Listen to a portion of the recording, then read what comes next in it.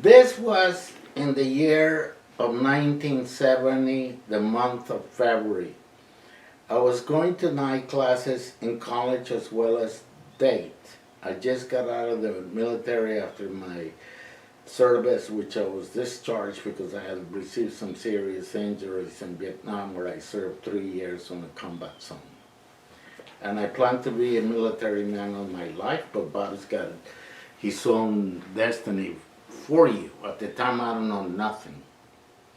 In any case, so I decided to get me a few night classes because I really liked that the health professor, you know, because he would tell you like, don't smoke because your mouth is going to smell like a toilet bowl and so on and so forth, you know.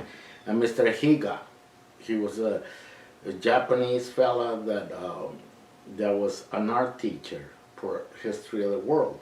That's where I first took my Baba film, and the guises that was sculptures and things from India, but it was a film of Mayor Baba. So with Guru Prasad Palace and this and that, right? But a little later on, I don't want to deviate too much. In any case, there was a fellow named Ralph Brown, and everybody knows Ralph, you know, Ralph and Kebby and his wife Devana there. And I decided to get a job only for during the day, and I didn't like it. So I says, I don't need the money, you know. So I'm getting my veterans compensation, you know, GI Bill at the time they called it. So I decided I was going to quit. And then he said to me 2 times, or maybe 3 max, something that was significant. He said, Mayor Baba says, but with a gentle authority. And all I am used to hearing is, I say, this and that. Okay? So that was impressive, and he gave me a Don't Worry, Be Happy card, the manila type. And in it, it said, Don't Worry, Be Happy, and it had a stamp for a bookstore up in the beach. What is it, where they... Venice Beach. Venice Beach. And there was a bookstore in there by Australians. So he said that, and I was kind of touched by that, you know, because he said it with a very beautiful and gentle authority. So I had a friend of mine at the time, his name was Stephen Barry, and he used to live in Laguna Beach. And I used to go gather around with another friend named Phil Dorson, and about 4 or 5 other ones. One was Catholic, I don't know what the other ones were, but they all discussed this metaphysical stuff. And that was kind of fascinating because I didn't feel religion meant anything, in the sense that I was born Catholic and only Jesus had meaning for me. So I called up my friend and said, hey Steve, do you know, I don't even know what Mayor Baba means, compassionate father. Hey, you know Mayor Baba's birthday is on Wednesday, and we can go to, oh yes, he says, I heard of him, I read some of his books, can I come? I says, yes. I says, can I bring my father? Of course. And another friend, you know, had a Hispanic name, but he wasn't Hispanic at all. At that time he was living in Whittier, which was at the time a predominantly white neighborhood before the Latinos moved in. So he comes, you know, and I'm living close to the college in a beautiful little place, you know. And so he says to me, and I'm off the hook, because I don't know anything about Mayor Baba. So then he says, oh yes, you know, I read this book and this other book, you know, 2 or 3 books. And because he was something about Guru Nanak and what is it, Kirpal Singh and another Yogi Bhajan, that they did their exercises on the beach, and Scientology was into all that stuff, you know. Okay, great. So on the way down to the Venice, you know, he brought his own automobile. I'm just sitting there, you know, and he's telling me this and he's telling me that, a few things that about Baba's books and some conversation like that. What the hell do I want to hear about Mary Baba for? Who is he? But, remember Mr. Brown, Barbara, tell me in a gentle voice. So I decided to go. And I couldn't back off my friend Steve. So then we were right there, and I didn't like the people because they were so weird. The long hippies with the long hair, and at the time there was 4 different places, and the girls hugging you so tight as if they know you had all your life, And Jay Babas and Dana Field was sitting outside with a big piece of tape in his mouth, and Phyllis and Odell were there, and some other people that met Mary Baba, and so on and so forth, and it was a mixture of weirdos. But I noticed one thing around the walls, that there was many Baba photographs. I didn't know even that it was Baba himself, because and I really have no interest. And there was a little table by Hermes, not bigger than this, and with some Baba books, old books, and some photographs of Mary Baba, and he was behind that place selling it. And then they were singing and this and that and the other. What the hell do I know about Baba songs? And even the Peter Townsend song was sung, Happy Birthday and that stuff. But I really didn't quite, this isn't my kind of people. And then they had a potluck dinner.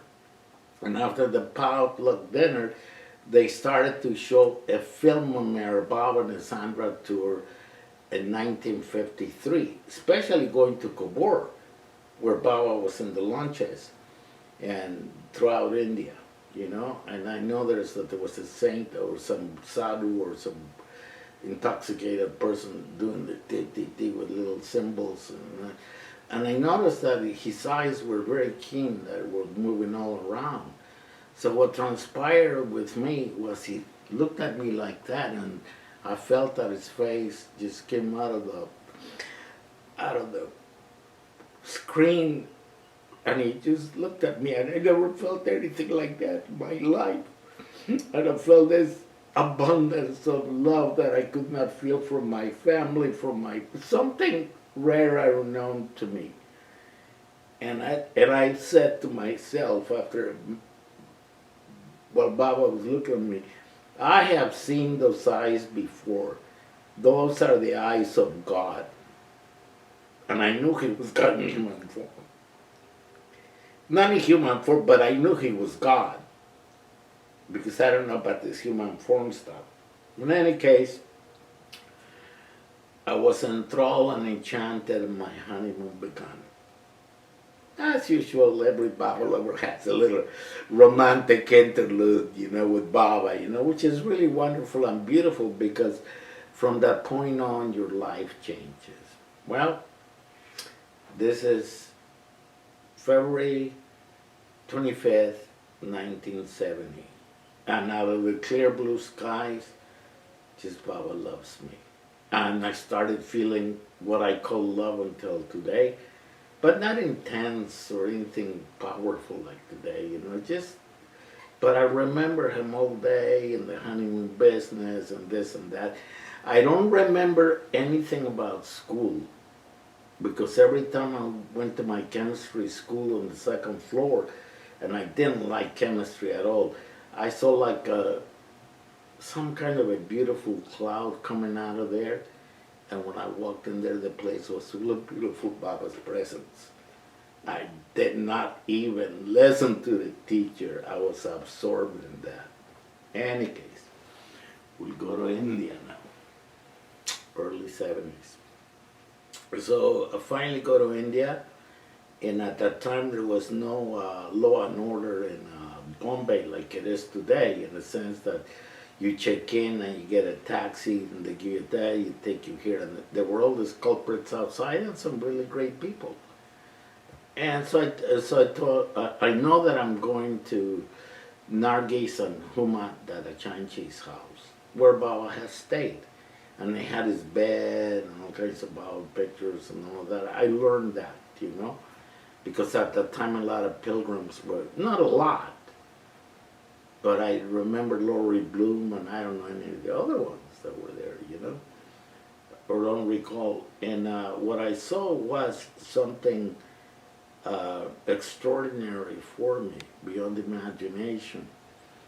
I saw these beautiful pictures of Meher Baba, and his eyes followed me everywhere, and this and that. I said, Baba, please, just, please chill out for me. I'm gonna sit in this thing, you know, and just try to focus on you, you know, but none of this picture moving. So then I'm like this for about 4 or 5 minutes, you know, and I feel this beautiful presence, and I think that Baba's looking at me, and it feels to me that he's standing by that doorway that was like, you know, like this, like the old Indian style. And I opened my eyes, and who was there but Meher Baba standing in this position, dressed in white, okay? He was like this, looking at me. So I said to myself, well, I'm seeing a vision of Meher Baba. This must be a great imagination that you have. So I went back into my kind of quiet pose, and then I figured, well, have yourself a challenge, open your eyes, you know. So I opened my eyes, and Baba's still standing there. So and after a minute or two, whatever time lapse, because I'm not sure, I got up and I walked towards Meher Baba, and I bowed down and I touched his feet. And I knew he was real. That wasn't my kalpana, but imagination, that means Hindi. And that's the first time that I saw Meher Baba. Okay? And we all have our little episodes, interludes, and this and that. At the time, Alan Coney had given me a typewriter to give to Khorshid for the fella that was supposed to be his servant, which was Sudam. And Sudam means the best friend of Krishna. Okay? Because in the lore of the story of Krishna, he had a friend called Sudam. In any case, I went with them, and they lived somewhere by Bindi Bazaar, which it was not too far away, but a little distance away. And I went into Khorshid's house just to give her the typewriter. He says, "Why don't you spend the night in here?" Okay. And of course, you know, she somehow got in touch with the Dalachanchis, and says, "Well, Tony's going to spend the night in here, maybe a few days." So at night, I saw a rat about this big, or maybe more, running around. I says, "What the hell am I doing here?" Because I don't recall seeing rats. Only outside of that Achanchi house, there were like a few little ones running around, you know, but they were real rats. And I'm saying, oh man, what kind of place is this? And I forgot to tell you one story, but I'll try to make it short. Let's forget that one, okay? In any case, so I see Meher Baba, and then Khorshid at her house. She had a little stepway like that, and to go into the by the rooftops with a door. And she told me this story about the goddess Lakshmi.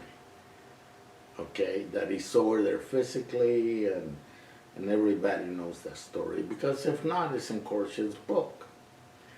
And I was so enthralled and so amazed, and I was feeling Baba.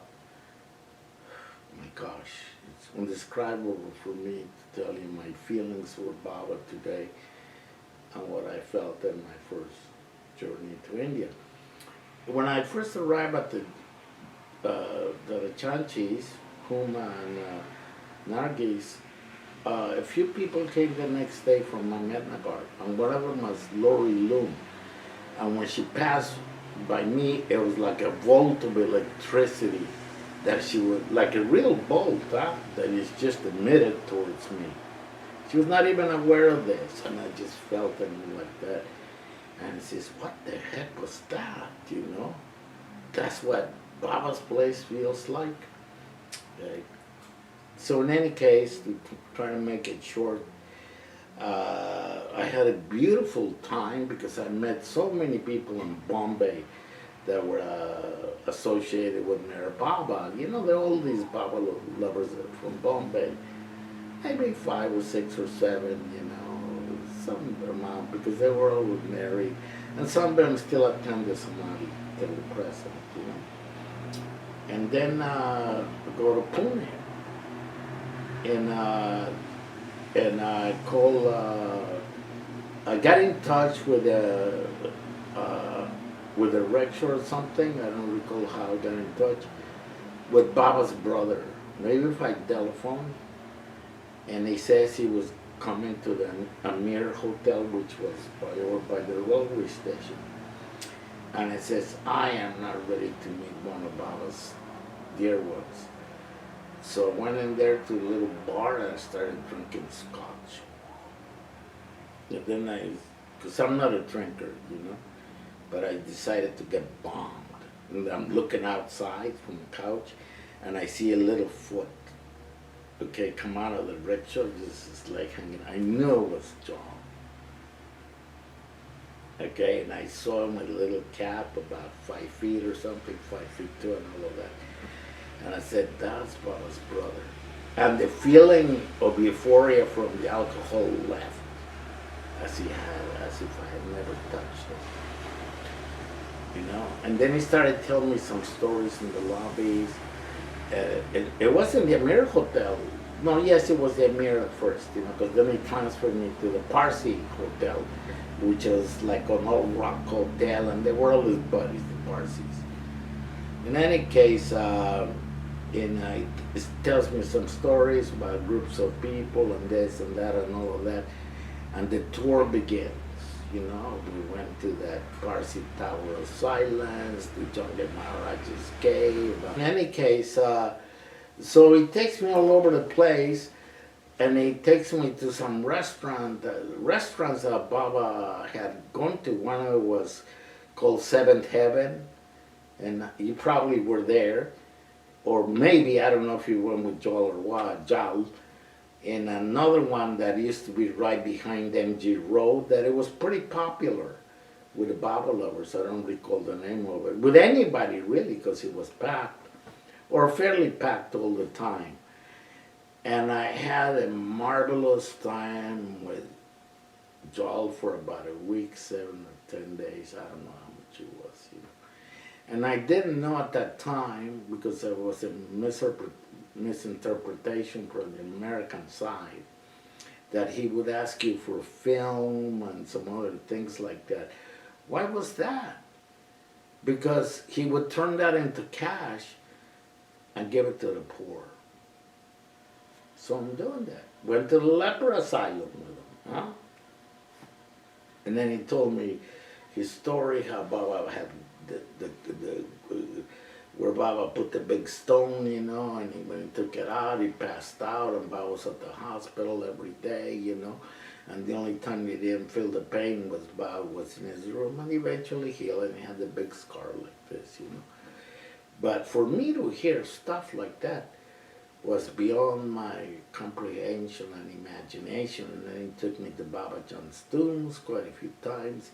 And I saw this tree that was painted silver, you know, and the rooftop protruded too, not like the new place, you know, full of, I think were Baba John's bangles and all that stuff, and lots of flowers on their tomb, as it is today on the top of it. The rest of it is rechanged, okay? So after that, he says, now I'm going to put you in a taxi. And at that time, it was the newspaper taxi and 3 or 4 other taxis. But he knew the newspaper man that delivered the newspapers to Ahmednagar. So I get to go with this fella, you know. I think I was the only one there because the rest was full of newspapers.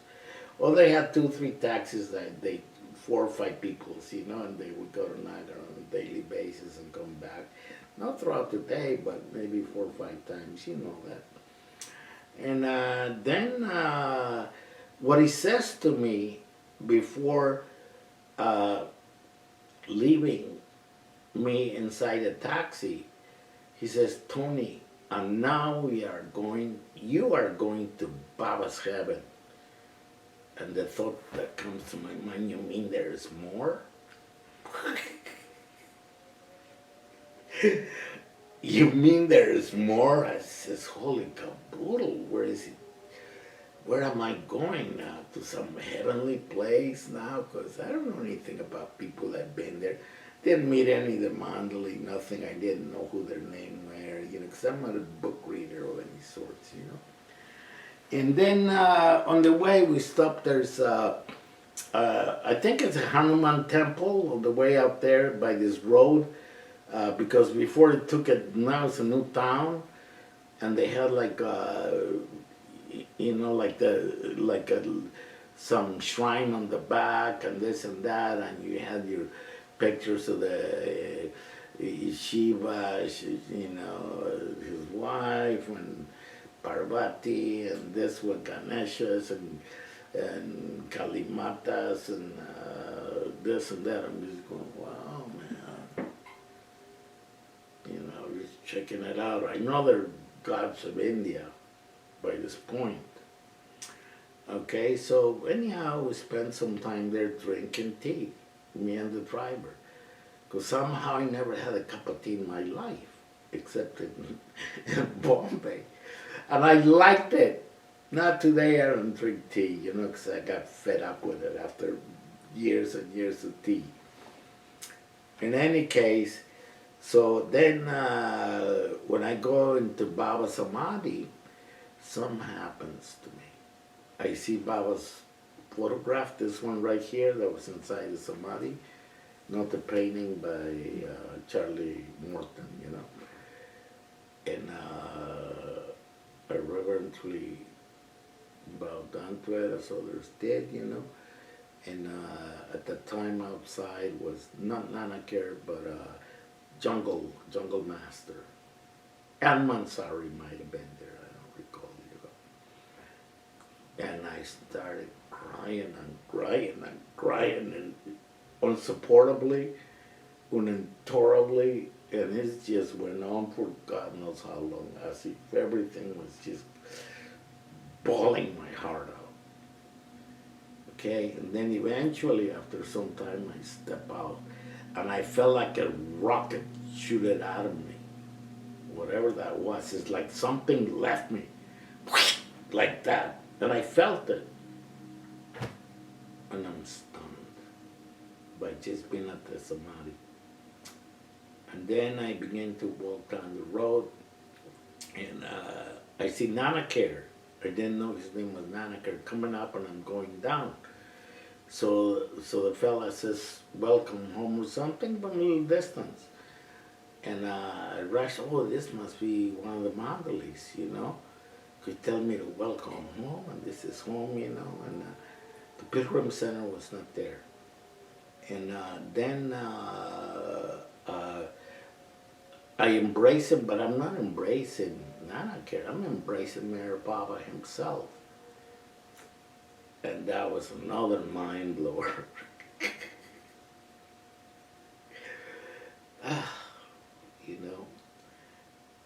And I think we stayed right across from the trust office, and that where the Sardars, the Sardars, the guys with a beard, from Punjabis. I think they're Punjab, because I went everywhere in India, to the Golden Temple and all the way to Badrinath, the tip of the Himalayas, to the Shiva Temple and Kedarnath and West India, South India, Kanyakumari in the south, and God knows where else I went,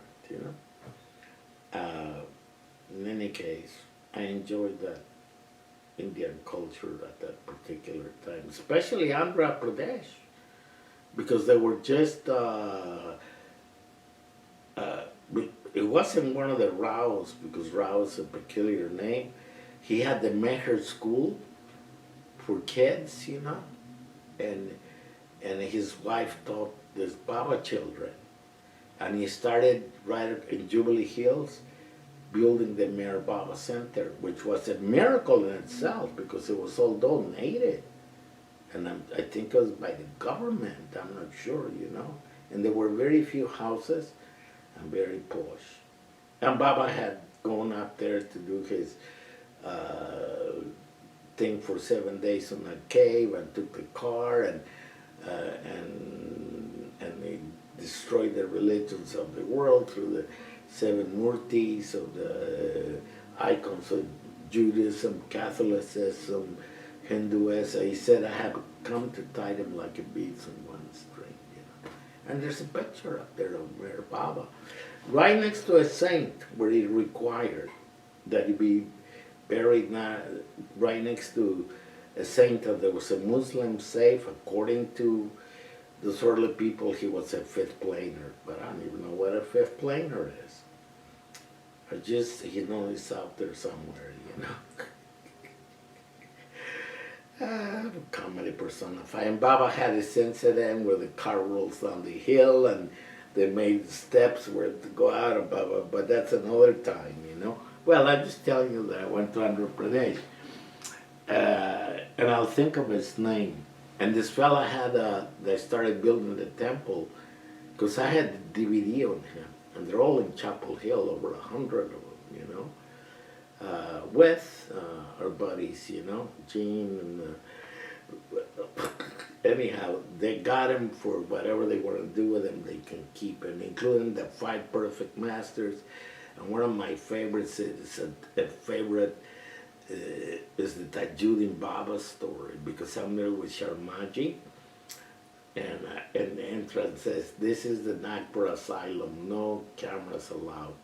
I'm gonna video it, but I'm very smart, huh?" And right in Tajuddin Baba's quarters, you know, it was really docile. You could hardly hear sound, you know. And there was lots of inmates, and they're looking at the window, hanging out there, the bars looking at me. But I managed to do that, okay? Not with permission. But when the other guys came to tell me I couldn't take a camera in there, I said, Sharmaji, tell them that we're doing a document of, I'm skipping now, but anyhow, tell them we're doing a documentary of, in worldwide television about the Tajuddin Baba. And I would like to video them so they can contribute something to it, whatever they know about the Tajuddin Baba, because he's translating at the same time. Tell them this will be like universal, so that we get to tell whatever little they know, you know. And that was really a journey. And I had seen Tajuddin Baba appear to me in that nasty first hotel. And it was a dilapidated place, because they not used to having foreigners in there. The first flight that they had from Bombay to Nagpur, I took it, instead of going by train. So I took us some hotel. It was just Indian style with the blue walls, and the plumbing didn't work, and 2 little lamps and this and that. So I decided to go to sleep, you know, because it was a rough place, you know, like, where am I going? Because I don't know anything about Nagpur. And there's another story behind that, another story behind. That's why I told you I could go on for days, you know. In any case, as I shut off the lights, there's like a cloud. And in the center is Tajuddin Baba looking at me like this. You know? Like the old Tajuddin Baba does. Holy smokes. What happens in India? But I don't want to deviate. Where was I? Oh, so we're we're at the Sadarji Hotel, and there was another Parsi hotel that was pretty nice, because they had a nice garden and you got to eat Parsi food. Right to the left side there was insurance company for Ramesh, Jungle Master, and then there was at that time he was a young boy working on insurance. It's where the trustees knows, and we were best buddies. So we went all over the place with the, right? In any case, so eventually they had Marasat 3 days a week. And of course, I'd never seen Mara or Mani or Eruj and all of that, you know. So I went there, and at the time, I just go stay at the Samadhi from sun up to sundown, Arti to Arti, and just stare at this empty plains without buildings and the town of Ahmednagar, and somehow I think Suddam or one of the drivers took me inside the town to look at the temples, and there was some guy that's supposed to be hundreds of years old, you know, and he's sitting like this. So me, out of curiosity, pulled his whisker, and he opens up his eyes. I'm sure it was me. And then they got buried forever, you know. He's right there in one of those things. Or maybe I got my story mixed up with that one. I can't tell you for sure. But it's vivid to me. But you know, that's imagination too, maybe. But to me, everything is factual, as if it really happened to me. In any case, so where am I now? Oh yeah. And I go in there, and Mani, and she's telling us about the clock and some other things, and Nero is beginning to tell stories. But Mara goes into the porch at noon to 1. In Mara's porch, and men and women can go there, you know. And I can't wait to see Mara. And I remember every little gesture, her laughter, her voice, and everything. And I just like never seen anything like that in my life. Only Mara Baba. And to me, they were the same, you know, no difference between the two of them. I don't hear the words she says, but what she said, when she was a very quick thinker, and she knew every little detail. She closed her eyes for a minute, and then she opened them up and told you the story. You're acquainted with that. And I forgot. I didn't pay any attention to what she was saying, or even if I tried, it would not penetrate. I was just like, not like that, but endlessly, not remembering moving or anything like. I did that every time. So why bother with Eruj? Only mommy. But what happens to me in Pune? Joel takes me to Baba's house. And Mother Perrine is sitting on this couch, greeting whoever comes. Then people come or not come, you know. She don't care. She sits there all day, you know. And sometimes her tea. And when she sees me going in there, she gets up in a really beautiful fashion, and she just gives me a big hug. She was way shorter than I was, you know. And he says to me, "My son from the West has finally come home." And I'm going, what is this woman talking about? You know? She must be somewhere else like all the Indians are, you know. Anyhow, then I met Rustam and Saraba, and we became inseparable. And we have different nicknames. They call me Tony Toes, and I call him King Kong and Godzilla. And that place, at that time, they were living on Grace Terrace behind Babajan's place, by the bazaar. And I met Eruj and Bijam, you know. That we have a blast. This is first trip, okay? And they said the triplets come home. To me, when I saw them, I go, what triplet? You know, these two gorillas telling me, I didn't say gorillas. These are Baba's nephews, you know, because we started calling stuff like that each other. But privately, not publicly, you know, because they needed their respect. And told me some jokes that were unheard of that just make you laugh. They were full of laughter, but they were like, some of them were dirty, but they were so beautiful. But there was no dirt in them, you know. So, boy, oh boy, we're having a blast, and we become inseparable, and this and that. First journey. Now, Mara, I'm dumbfounded by this, you know. So I'm there for about a month, you know. And all I'm thinking about is Mara, Mara, how could anybody even exist like that? And at that time, it was customary that she would stand there and give each person, we knew not to touch her, the man. I think the women did, but not the man. She used to give me a little packet like this full of prasad, the orange wedges, just a little bag, and give to you. In any case, when I started walking towards the Mandali Hall, the place, I just broke down into tears and tears and tears and tears. And I walked like that, pretending that, this stuff wasn't going on, because we used to go on those old buses. Remember the bus that used to take us, 3 times a week, I'd go in there, man, and just holding on to this feeling that I had inside for Mara. I didn't listen to money and this and that and the other, zero average. I just couldn't wait to be in front of Mara. And she's looking at me right now with a beautiful smile on her face, because she resides in here along with Mani, as far as I'm concerned, and most especially Mara Baba. And this is the picture.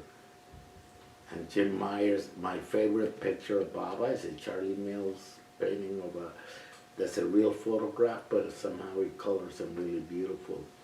And it reminds me when I first saw Baba at the center in Venice Beach, and I can actually see the same eyes, the same thing, right now. So I sit there, and that's where I do a lot of my morning stuff. I always say, "Good morning, Baba. Good morning, Mara. Good morning, money and family." That's my mom and dad, and I got a picture of my mom in the bedroom, in between the women mandalies, 2 Baba pictures and that, The only photographs that I have of anybody here. One of mine of my daughter Mansari. How I want to be, if anything happens to me in the U.S., but it's got this picture on it that is overwhelming. I had it transposed into me in boot camp in California. And on top is Corsia and my daughter Mansari, which eventually there was a separation due to misunderstandings, I forgot what they call this stuff, In any case, where am I? Oh yeah, and I can come back to Myrtle Beach. And just like all that was in my mind was Mara and Baba, nothing else. Heck, this went on for a long time. But I said to myself, either you or Mara are gonna die someday. And who knows who's gonna be first. So don't ever miss going to India once a year to see her. And I never missed. Never missed. And through the twins, I knew what was transpiring and so on and so forth, But I was still on my first trip.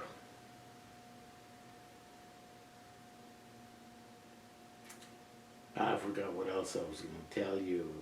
And then, I fly back into America in New York Kennedy Airport or some airport like that, because they got 2 big ones in there. And sort of my life begins in Myrtle Beach, and sometimes I used to go twice a year, just because of Mara, not for any other reason, And including Baba with Samadhi, of course, that was the main priority, because as he says in there, I have come not to teach but to awaken. And then, right by the barn, Baba brought a tree by Elizabeth and Kitty, and in that he put a tree on it, and he said in that poster, I have come to sow the seed of love in your hearts. But it's up to us to water that plant if you want to see it grow with Baba. So for me, I have to be present in his presence, not to be absent, which the mind goes get absent when you gotta drive the car. I never had a traffic ticket accident or anything like that. And you gotta look at the peoples and this and that and the restaurant and all that bulbulaya that goes in here, you know. But you're still aware. And I have even felt Baba's overwhelming and beautiful presence, which nobody feels in the restaurants. And I'm dumbfounded, because I always thank Baba for everything. Thank you, Baba, for the nice pee. Thank you, Baba, for the nice shaves. I shave for a half hour, you know, so I can keep saying Baba, Baba, Baba, and the hard places on the other one.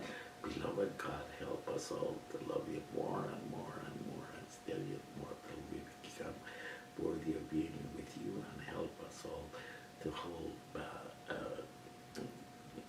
till the very end, hold on to his Damantir. And I remember Korset's song called Ishtiaki, because she said, Baba Chotena. Chotena means I'm going to Baba's Daman. So I would say after I do the prayer, Baba Chotena, Baba. And then I sing him, I'll sing you a little one, or I'll sing you this too, and we'll end this meeting. This one is called My Beautiful Baba. And I've sung it only by request at Baba Samadhi. I made the song myself, and it goes like this. It's really a beautiful song. I have to get up for this. I'm sorry, I gotta be right. Oh, I went to Haridwar. No, this is in Bangalore. And this is Marble Rocks, which is a rock city at the bottom, and this is the Narmada. So I like this. Oh, this is one of my favorite pictures from Obama. They're all favorites, but I bought this from India because the place was full of it. So anyhow, my beautiful Baba, beloved, most beautiful God-man, Avatar, Mir Baba Ki Jai, my beautiful Baba, my divine beloved, I sing to you these praises in your honor. Jai ho, Jai ho, Jai ho, Jai ho, Jai ho, Jai ho, Jai ho, Jai ho, Jai ho, Jai ho, Jai ho, Jai ho, Jai Baba, Jai Baba, Jai Baba, Meher Baba, Meher Baba, my beautiful Baba, Meher Baba, Meher Baba, our beautiful Baba. I love you, Baba. Oh, yes, I do. When you're not here, my heart is blue. I love you, Baba. I do. Oh, Baba, I love you. I love you, Baba. Oh, yes, I do. When you're not here, my heart is blue. I love you, Baba, I do. Oh, Baba, I love you. Baba, Baba, Baba, Baba, Baba, Baba, Baba, Baba. You're the only one, my only friend, my mother and my father. My adorable God, whom I love with all my heart, and I try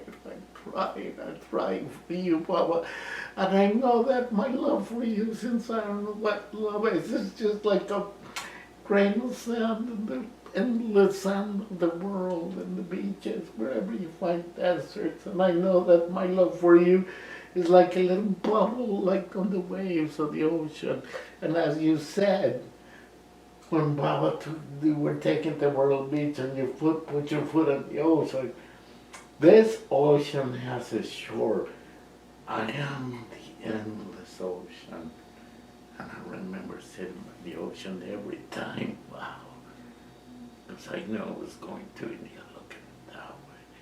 So for that, I reverently want to tell you what I don't know what love is. I know that human love is full of selfish desires and satisfaction, but your love, I don't understand. It's like the ocean, and my love is a bigger, better little pill compared to the bro. Thank you, my Baba, for allowing me to do my puja.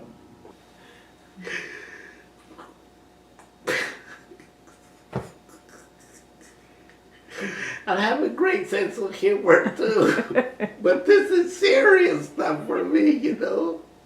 Daily. But if I should miss a day, I'll make it up the next day.